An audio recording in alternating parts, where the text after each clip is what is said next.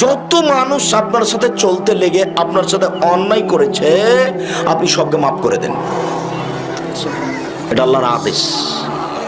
এইখানে আর একটা জরুরি কথা আপনাকে, এ বাচ্চা বসো, কয়েক মিনিট চট করে উঠা প্রয়োজন মনে করছো কেন? আল্লাহ তাআলা বলছেন উইদ্দাত লিল মুত্তাকিন, আমি জান্নাত প্রস্তুত করেছি পরহেজগার মানুষের জন্য। দেখেন তিনটা কাজ পরহেজগার। আমি জান্নাত প্রস্তুত করেছি পরহেজগার মানুষের জন্য। এক, আল্লাযীনা ইউনফিকুনা ফিস সাররাই ওয়াজ যাররাই ওয়াল কাযিমিনাল গায়জ ওয়াল আফিনা আনিন নাস। সচ্ছল হলেও দান করে, অসচ্ছল হলেও দান করে।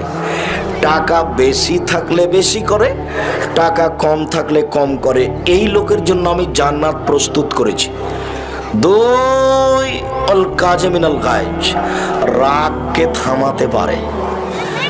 রাগকে থামাতে পারে যে আমি আল্লাহ তার জন্য জান্নাত প্রস্তুত করেছি। লাইসা শাদীদু বিশুরা, আছাড় দিয়ে ফেলে দিতে পারলে মানুষ শক্তিশালী হয় না।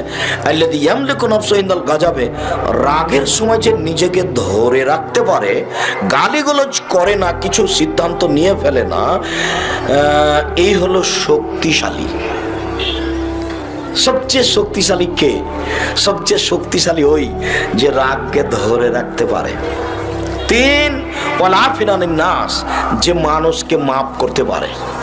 অধীনস্থ কর্মচারী, স্ত্রী ভুল করলে মাফ করতে পারে যে আমি তার জন্য জান্নাত প্রস্তুত করেছি। মনে থাকবে কি না? তিনটা কাজ করে যে আমি আল্লাহ তাদের জন্য জান্নাত প্রস্তুত করেছি।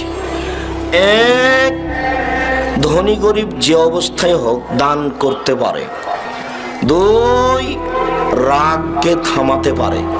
তিন, মানুষকে মাফ করতে পারে। আমি আল্লাহ তার জন্য জান্নাত প্রস্তুত করেছি। মনে থাকবে না মনে হয়? দেন তো, নিজে নিজে বলেন তো দেখি। এই ছেলে তুমি বলো তো। ধনী গরিব সব অবস্থায় দান করতে পারে। দুই, রাগকে কন্ট্রোল করতে পারে, রাগকে থামাতে পারে। তিন, মানুষকে মাফ করতে পারে। ভুল করেছে মাফ করেছে। যে একটা লোক সমাজে দাঁড়িয়ে বলছে আমার ভুল হয়েছে মাফ কর, আর একজন লাভ দিয়ে উঠে বলছে তো দাঁত হয়ে দেবো, কিসের ভুল? এইটা নয়।